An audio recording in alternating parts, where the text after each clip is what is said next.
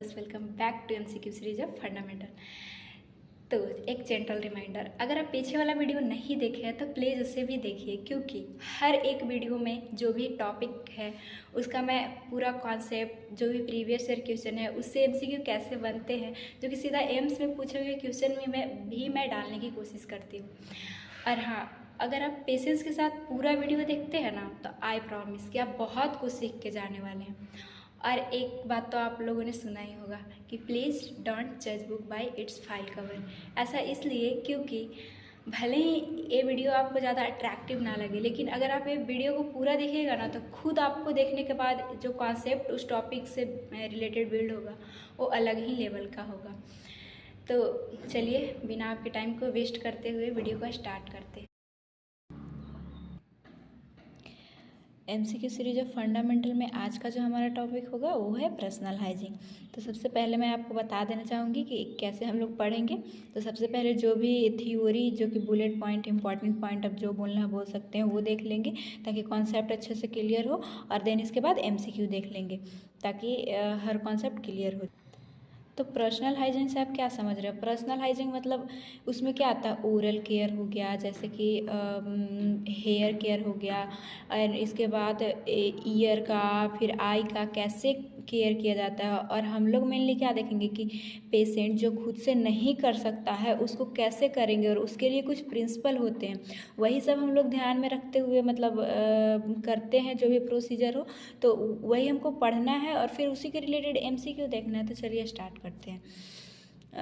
Oral care में पहले देख लेंगे कि सॉल्यूशन कौन सा यूज होता है, क्योंकि ये इससे क्वेश्चन बार बार एग्जाम में पूछे जाते हैं। तो हाइड्रोजन परऑक्साइड यूज होता है, एंड क्वांडी सॉल्यूशन जो जिसे पोटेशियम परमैंगनेट भी बोलते हैं, एंड थर्ड है सोडियम बाइकार्बोनेट। तो ये तीनों को आप लोग को याद रखना होगा, क्योंकि मतलब ऑप्शन देगा और आपसे पूछ सकता है। एंड नेक्स्ट है position will providing oral care. जब आप ओरल केयर दे रहे हैं तो कौन सा पोजीशन प्रोवाइड कीजिएगा? तो एक तो आप कॉन्शियस पेशेंट, जो कि मतलब कॉन्शियस है, उसको पता है कि हाँ मेरे साथ क्या हो रहा है, और एक अनकॉन्शियस जिसको कुछ नहीं पता है कि मेरे साथ क्या हो रहा है, तो दोनों के लिए देखेंगे। तो सीटेड पोजीशन दे सकते हैं आप, मतलब उसको बैठा कर, या फिर सेमी फॉलर पोजीशन, आपको पता भी होगा, मतलब इस तरह से बैठाइए। और सुपाइन पोजीशन भी दे सकते हैं, जो कि ऐसे लेटा के। ये सब याद रखिएगा। एंड नेक्स्ट है फॉर अनकॉन्शियस पेशेंट को कैसे दीजिएगा? तो लेटरल रिकवरी पोजीशन, वो लेटरल रहेगा और इसके लिए मतलब उसको लेटरल करके और फिर दिया जाता है। नेक्स्ट है एक की पॉइंट, मतलब अगर ये ओरल केयर का की पॉइंट देखें तो क्या है? तो in unconscious patient use Yankauer suction to remove excessive secretion. Yankauer एक सक्शन आता है, आप देखे होंगे हॉस्पिटल में। तो अनकॉन्शियस पेशेंट के लिए यूज किया, उसको करना ज़रूरी रहता है। किस लिए? तो एक्सेसिव जो भी सिक्रेशन है वो उस एक्सक्रीट आउट हो सके। एंड नेक्स्ट है avoid oral care with hydrogen peroxide if oral और ओरलेशन प्रेजेंट। अगर मतलब अगर जो है ओरल में किसी तरह का मतलब लेशन, मतलब कोई जैसे फोड़ा हो या फिर कुछ हो, वहाँ पे वुंड है, तो हाइड्रोजन परऑक्साइड को अवॉइड करना है, यूज नहीं करना है। तो इसको ध्यान रखिए आप, क्योंकि आप यहाँ देखे थे कि सोल्यूशन कौन कौन सा यूज होता है। तो हाइड्रोजन परऑक्साइड यूज होता है, लेकिन अगर ऐसा कंडीशन हो तो हाइड्रोजन परऑक्साइड नहीं यूज करेंगे। एंड नेक्स्ट है पर्सनल हाइजीन में कि आई का केयर कैसे करते हैं। तो clean the eye from inner canthus to outer canthus. तो सबसे पहले देखेंगे कि कैंथस क्या होता है। जैसे कि ये आई हो गया, ऐसे आई, और यहाँ पे ऐसे, तो ये वाला जो पार्ट है ना इसको कैंथस बोलते हैं। तो ये इनर कैंथस हो गया और ये आउटर कैंथस हो गया। तो जब भी हम क्लीन करेंगे तो कॉटन स्वैब लेंगे और इसको यहाँ से स्टार्ट करके और इधर तक जाएंगे। और नेक्स्ट है if one eyes is infected then clean the non infected eye first then the infected eye. बोल रहा है कि अगर आपको इन्फेक्टेड एक आई, जैसे दो आँख है और एक आँख जो है इन्फेक्टेड है, तो आपको पहले नॉन इन्फेक्टेड आई को पहले वॉश करना है, तब इन्फेक्टेड आई को। और ऐसा इसलिए ताकि अगर मतलब आप वॉश किए, अगर गलती से भी आपके हाथ में या फिर कैसे भी करके दूसरा आँख में ना जाए और वो इन्फेक्टेड ना हो जाए, इसीलिए पहले नॉन इन्फेक्टेड आई को फर्स्टली क्लीन कर लेंगे, देन इसके बाद आएंगे इन्फेक्टेड आई में। देखिए आज का जो टॉपिक है ना वो तो ऐसे भी बहुत मतलब आसान इसको बोल सकते हैं, क्योंकि इसमें मेनली प्रिंसिपल हम लोग जब उसको हाइजीन दे रहे हैं तो क्या मतलब हमको ध्यान रखना है, क्या माइंड में रखना है, बस उसको ही देख रहे हैं। तो नेक्स्ट है आई केयर में। तो आई केयर में कुछ प्रिंसिपल है, तो उस क्या क्या है, never use any sharp object into the ear canal to remove the ear wax. Ear wax जानते होंगे, कान में जो भी मतलब ईयर वैक्स रहता है उसको कभी भी शार्प ऑब्जेक्ट से नहीं निकाला जाता है, क्योंकि अगर उससे मतलब जो भी हमारा ऑडिटरी कैनाल है या फिर ईयर ड्रम है वो हार्म हो सकता है, और उसको हार्म होने के बाद बहुत ज़्यादा कॉम्प्लिकेशन क्रिएट हो सकता है। तो साफ आप देखे होंगे कि इस तरह का आता है, यहाँ पे कॉटन लगा रहता है, उससे साफ ज़्यादातर किया जाता है, ईयर वैक्स को निकाला जाता है ईयर से। एंड नेक्स्ट है use solution at body temperature to irrigate the ear to prevent dizziness and vertigo. बोल रहा है कि सॉल्यूशन जो आप यूज करेंगे ईयर को इरिगेट करने के लिए, साफ करने के लिए, वो जो रूम टेम्परेचर पे होना चाहिए, और ये प्रिवेंट करता है डिजीनेस एंड वर्टिगो से, जैसे कि सर दर्द, चक्कर, ये सबसे वो प्रिवेंट करता है। नेक्स्ट देखेंगे केयर ऑफ स्किन और बाथिंग। तो इसमें सबसे पहले देखेंगे टाइप्स ऑफ बाथ। तो टाइप्स ऑफ बाथ कितने प्रकार के होते हैं, जिसमें कि पहला है complete bed bath. Complete bed bath ऐसे ही समझ में आ रहा है कि nurse administer complete bath to a totally dependent patient, जो कि अपने से कुछ नहीं कर सकता है, वो एकदम पूरी तरह से डिपेंडेंट है नर्स पे, तो उसको कंप्लीट बाथ जो है वो नर्स ही देगी। एंड नेक्स्ट है पार्शियल बेड बाथ। पार्शियल मतलब आधा, मतलब पूरी तरह से नहीं। तो इसमें क्या होता है कि मतलब पेशेंट जो है वो कुछ कुछ मतलब अपने से कई जगह पे अपने से वो बात कर लेगा, मतलब साफ कर लेगा, लेकिन कई कई जगह पे जहाँ वो नहीं पहुँच पाएगा वहाँ पे इन नर्स को करना पड़ता है। बोल रहा है bathing only those body part which are left unbath by patient. Patient जहाँ पे नहीं बात कर सकता है, अनबाथ रह गया है, तो who is unable to reach all body part, मतलब वो नहीं पहुँच सकता ऑल बॉडी पार्ट में। जैसे कि अगर वो बैठा है तो बैक साइड में नहीं पहुँच सकता है, तो बैक साइड नर्स कर देगी, तो हो गया partial bed bath. And therapeutic therapeutic bath. Therapeutic बात, थेराप्यूटिक मतलब किसी भी चीज़ से, तो क्या आप क्या समझते हो, चाहे थेराप्यूटिक डाइट हो गया, बात हो गया, कुछ भी हो गया, तो वो जो है वो मेडिसिनल, और मतलब उसमें कुछ मतलब मेडिकल से रिलेटेड हो, उसका कुछ पर्पस हो कि हाँ कुछ क्वालिटीज उसमें वो मेडिसिनल हो। मतलब अगर थेराप्यूटिक भी देते हैं तो देखते हैं कि डायबिटीज़ के लिए अलग हो, तो उसमें से मतलब अच्छे से थेरेपी यूज करके दिया जाता है। तो बोल रहा है कि bath with healing and medicinal qualities, उसमें मेडिसिनल क्वालिटीज़ होंगी। जैसे कि सीज बाथ आप लोग सुने होंगे, ये यूज होता है apply most heat and clean the perineal area anal area. इसमें जो है वो मोस्ट हीट को मतलब एनल एरिया और पेरिनियल एरिया को मतलब साफ करने के लिए यूज किया जाता है। और वही स्टार्च और ओटमील बाथ जो है वो यूज होता है पेशेंट विद डर्माटाइटिस। इस पॉइंट को आप याद रखिएगा, पूछ सकता है कि डर्माटाइटिस पेशेंट है उसके लिए जो थेराप्यूटिक बात होता है उसमें क्या यूज होता है, तो स्टार्च और ओटमील बात उसको बोलते हैं, यूज होता है। जो पर्सनल हाइजीन में हम लोग नेक्स्ट पॉइंट देखेंगे कि care of the hair, hair का केयर करना। और तो सबसे पहले देख लेते हैं कि हेयर में जो है कॉमन प्रॉब्लम्स क्या क्या होते हैं। तो डैंड्रफ हो सकता है, डैंड्रफ तो आप जानते होंगे, मतलब वो जो वाइट वाइट मतलब जो हमारे स्काल्प पे दिखने लगते हैं। इसके बाद हेयर लॉस हो सकता है हेयर प्रॉब्लम में। टिक्स टिक्स आप लोग को मे भी पता हो या ना हो, एक small grey brown colour parasite होता है जो कि मोस्टली हेयर में पाया जाता है, और ये जो है वो बाइट करता है टिश्यू एंड ब्लड को सक करता है, और बहुत हार्मफुल है एंड देखने में बहुत ख़राब लगता है। और नेक्स्ट देखेंगे पेडिकुलोसिस। पेडिकुलोसिस क्या होता है, infestation of lice is known as pediculosis. देखिए जू तो आप लोग जानते होंगे जिसे ढील भी बोलते हैं। ढील जो है वो मतलब अगर है लाइस मतलब ऐसे भी ढील होता है, तो उसी को पेडिकुलोसिस बोलते हैं। और ये 3 टाइप्स के होते हैं, मतलब जहाँ जहाँ पाया जाएगा उसी तरह से टाइप्स है। पेडिकुलोसिस कैपिटिस, ये जो है लाइस फाउंड इन स्काल्प, स्काल्प पे जो पेडिकुलोसिस पाया जाता है, जो जुएँ पाए जाती हैं लाइस, उसको बोलते हैं पेडिकुलोसिस कैपिटिस। और मोस्टली यही देखा जाता है। एंड नेक्स्ट है पेडिकुलोसिस प्यूबिस। पेडिकुलोसिस प्यूबिस में क्या होता है, लाइस जो है वो फाउंड करेगी प्यूबिक हेयर में, मतलब जेनाइटल एरिया में पाया जाता है, तो उसे पेडिकुलोसिस प्यूबिस बोलते हैं। पेडिकुलोसिस कॉर्पोरेस क्या होता है, तो इसमें लाइस जो है फाउंड करता है बॉडी पार्ट में, जब मिलने लगता है तो उसको बोलते हैं पेडिकुलोसिस कॉर्पोरिस। एंड नेक्स्ट जो है हेयर का प्रॉब्लम है वो है हिरसुटिज्म। हिरसुटिज्म, तो इसको आप ध्यान रखिएगा।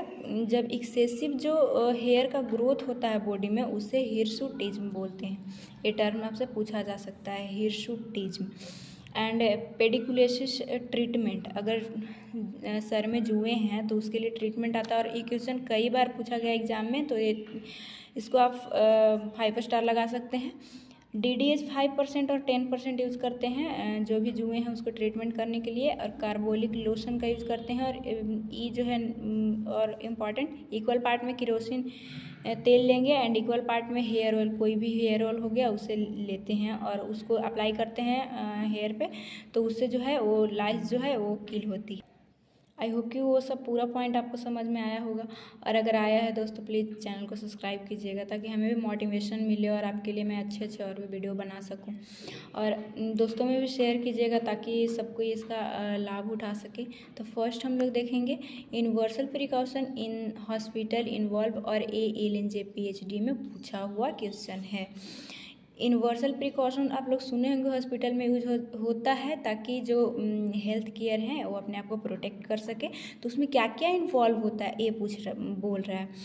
तो ग्लविंग, हाँ ये होता है। मास्क एंड गाउनिंग भी पर्सनल प्रोटेक्ट के लिए होता है जो कि यूनिवर्सल प्रिकॉशन में आता है। हैंड वॉशिंग तो मोस्ट इम्पॉर्टेंट, तो इसका राइट आंसर होगा ऑल ऑफ एबव। कितना आसान था ना। नेक्स्ट है arrange the flowing step of the hand washing in order. Hand washing को, अगर आपको हैंड वॉशिंग का स्टेप याद है तो ये आपके लिए बहुत ही आसान है। हैंड वॉशिंग का जो स्टेप होता है वो ये होता है कि palm to palm, back to palm, interlace, interlocked, और इंटरलॉक को नकल्स भी बोलते हैं। इसके बाद थंब का रोटेशन किया जाता है। तो देखिए फर्स्ट बोल रहा है कि वॉश पाम एंड फिंगर, तो फिंगर एंड पाम को हम लोग सबसे फर्स्टली यूज़ करते हैं, तो इसका मतलब इसको ऑर्डर में सजाना है, तो ये हो जाएगा पहला। इसके बाद कौन आता है, तो बैक, हम लोग पाम टू पाम, इसके बाद बैक टू पाम करते हैं, तो फिर इसके बाद 4 आ जाएगा। एंड इसके बाद क्या करते हैं, इंटरलेस करते हैं, और इंटरलेस के बाद इंटरलॉक करते हैं। तो इंटरलेस तो नहीं है, तो इंटरलॉक है कि वाश फिंगर एंड नकल्स, जिसको इंटरलॉक को नकल्स भी बोलते हैं। तो इसके बाद 2 आ गया, एंड इसके बाद थंब को वाश थंब आता है इसके बाद, तो इसका 3 हो गया। तो ऑर्डर में ऐसे सजाएंगे। आई होप कि ये भी समझ में आया होगा। नेक्स्ट है विच of the following is not include in the 5 moment of hand washing. Hand washing का 5 मोमेंट अगर आपको पता नहीं हो तो उसका 5 मोमेंट क्या होता है। फर्स्ट जो होता है, मतलब देखिए 5 मोमेंट होता है जिसको मैं before touching patient, after touching patient, before doing any procedure, after doing any procedure, and before touching patient after touching patient surrounding. Patient के सराउंडिंग आप कुछ भी छुए उसके बाद आपको हैंड वॉश करना है। तो ये अगर आपको पता होगा तो एकदम ही ईजी है कि बोल रहा है फर्स्ट, इसको मैं बोला है कि कौन जो 5 मोमेंट में इंक्लूड नहीं है, और इसमें फर्स्ट बोल रहा है कि before touching patient surrounding. Patient के सराउंडिंग छूने से पहले हैंड को वॉश नहीं करना रहता, बाद में भले ही करना रहता है, ये 5 मोमेंट में है। तो इसका राइट आंसर है ए। एंड बिफोर टचिंग पेशेंट, ये तो हम लोग जानते हैं कि है। After touching patient surrounding, patient के सराउंडिंग अगर कुछ हुए तो आपको हैंड वॉश करना है। And after body fluid exposure, अगर रिस्की बॉडी फ्लूइड एक्सपोजर है तो आपको हैंड वॉश करना ही है। तो कॉमन सेंस वाला है एकदम से ईजी क्वेश्चन। नेक्स्ट हमारा क्वेश्चन है the nurse is providing personal hygiene care to the ill patient. एक नर्स जो है प्रोवाइड कर रही है पर्सनल हाइजीन जो कि इल पेशेंट को। The nurse should follow which of the following action, reduce the risk of infection transmission and provide sterility. बोल रहा है कि अगर एक नर्स पर्सनल हाइजीन प्रोवाइड कर रही है तो उसको कौन सा एक्शन जो है वो फॉलो करना है। अगर आप नर्स हैं और अगर किसी वुंड को मतलब या फिर कुछ भी हो गया अगर वॉश कर रहे हैं तो आपको ध्यान मेनली ये रखना है कि हम लेस कंटामिनेटेड से मोर कंटामिनेटेड में जाएं। अगर आप मोर कंटामिनेटेड से लेस कंटामिनेटेड में आएंगे तो चांसेस है कि जो लेस कंटामिनेटेड है वो भी कंटामिनेटेड हो जाएगा। तो इस बात को आप लोग ध्यान रखिएगा कि clean from less contaminated to highly contaminated area, इसका राइट आंसर है और इसको आप लोग अक्सर याद रखिएगा, आपको हॉस्पिटल में काम आएगा। और ये बोल रहा है clean from highly contaminated to less contaminated, बिल्कुल नहीं, लेस कंटामिनेटेड भी इन्फेक्टेड हो जाएगा। और यूज सर्कुलर मोशन ही वाइप फॉर सॉइल्ड एरिया, ये भी आंसर नहीं होगा। Method of cleaning depend on the level of contamination, बिल्कुल नहीं, कंटामिनेशन के लेवल पर नहीं। इसका एक प्रिंसिपल है कि लेस कंटामिनेटेड से हमको मोर कंटामिनेटेड जाना है। अगर वुंड है, अगर मतलब बस जैसे कि बेड सोर होता है तो बेड सोर को इधर से लेके मतलब इनर से लेके आउटर तक जाते हैं, लेकिन अगर यही सर्जिकल हो गया तो सर्जिकल वुंड जो होता है वो ढका रहने के कारण इधर ही लेस कंटामिनेटेड होता है और इधर जो है फ्लोरा पे ज़्यादा कंटामिनेटेड होता है, तो इधर इनर से आउटर जाएंगे। इस पॉइंट को भी आप याद रखिएगा। नेक्स्ट है the nurse is providing the oral care to an unresponsive patient, which of the following action appropriate for this care. एक नर्स जो है प्रोवाइड कर रही है ओरल केयर जो कि अनरिस्पॉन्सिव पेशेंट है, तो कौन सा जो एक्शन है अप्रोप्रिएट उसको ध्यान में रखना ही है। तो keep the mouth gag will doing the care, या फिर provide chlorhexidine spray to moisture the cavity and C है wipe off the moisture content and main dryness and both A and B. तो देखिए इसका राइट आंसर होगा B. और आप जब भी एमसीक्यू लगाते हैं तो आपको ये ध्यान में रखना होगा कि बहुत कन्फ्यूजिंग लगता है लेकिन उसमें से मोस्ट अप्रोप्रिएट हम लोग को चुनना होता है। तो इसका राइट आंसर ये कैसे हुआ, तो देखिए अगर कोई जो है वो अनरिस्पॉन्सिव पेशेंट है तो उसका ओरल कैविटी को पहले मतलब वो अपने से तो नहीं ले सकता है, तो स्प्रे करना होता है ताकि मॉइस्चर उसके कैविटी हो सके और उसको अनकम्फर्टेबल फील ना हो। नेक्स्ट हमारा 5 स्टार क्वेश्चन है कि how frequently should a nurse change a position of a bedridden patient to prevent a bed sore. Bed sore से बचाने के लिए जो हॉस्पिटल में बेड रिडन पेशेंट होते हैं उसको कितना देर के बाद उसके पोजीशन को चेंज कर देना चाहिए। तो ये आपको एकदम से याद रहना चाहिए कि एवरी 2 आवर पे जो है वो उसका पोजीशन चेंज होना चाहिए। नेक्स्ट है the nurse should educate the client that hair care will promote. अगर जो नर्स है वो मतलब हेयर केयर के लिए अगर एजुकेट कर रही है तो उसका क्या पर्पस हो सकता है, तो हीलिंग प्रोसेस या फिर गुड सेल्फ इमेज या कॉन्फिडेंस एंड सेल्फ स्टीम और सेंस या फिर सेंस ऑफ इंडिपेंडेंस। देखिए राइट आंसर है इसका बी। और कैसे, क्योंकि इसका राइट आंसर भी कैसे हुआ, तो अगर आप देखे भी होंगे इतना हेयर स्टाइल लोग बनाते हैं, सेल्फ इमेज को ही तो सुधारना रहता है, और अगर पेशेंट का हेयर अच्छा हो तो उसका अच्छा सेल्फ इमेज दिखता है अगर वो अच्छे से केयर करके रखा अपने हेयर को तो। और लास्ट हमारा क्वेश्चन है आज का कि will providing hygiene care for the elderly patient the nurse should keep the fact in the mind that the skin of the old age person. अगर एक ओल्ड एज को हाइजीन दे रही है नर्स तो उसको कौन सा जो है वो फैक्ट अपने माइंड में रखना है। तो देखिए फर्स्ट बोल रहा है is a more most and resilient, की मतलब ये रखेगी कि जो स्किन होता है जो भी ओल्ड पेशेंट का वो ज़्यादा मोस्ट होता है, मतलब ज़्यादा नर्म होता है, और ज़्यादा इसका मतलब लचीला होता है। तो ज़्यादा मोस्ट नहीं होता है, वो तो कम लेस मोस्ट होता है, तो ये राइट आंसर नहीं हो सकता है। Is subjective to breathing is very less, ये भी इसका राइट आंसर नहीं है।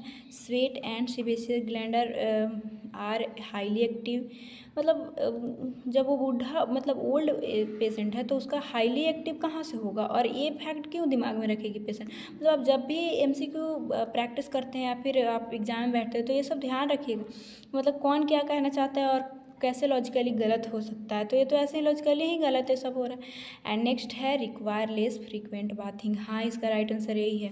ओल्ड पेशेंट होते हैं उनको लेस फ्रीक्वेंट बाथिंग, बार बार बात नहीं देंगे, लेस मतलब कम मात्रा में देंगे। ऐसा इसलिए क्योंकि उन लोग का जो भी स्किन है वो लेस मॉइस्ट है, मतलब उतना नरम नहीं है, और अगर बार बार देंगे तो और त्वचा जो है वो रूखा हो सकता है। तो इसका राइट आंसर है डी। तो आई होप कि आपको पूरा वीडियो समझ में आया होगा, एंड अगर पूरा वीडियो समझ में आया तो प्लीज़ अपने दोस्तों में शेयर कीजिए, एंड पीछे वाला अगर वीडियो आप नहीं देखें तो उसको भी देखिए, आपके लिए बहुत हेल्पफुल होने वाला है। तो थैंक्स फॉर वॉचिंग, मिलेंगे नेक्स्ट वीडियो में।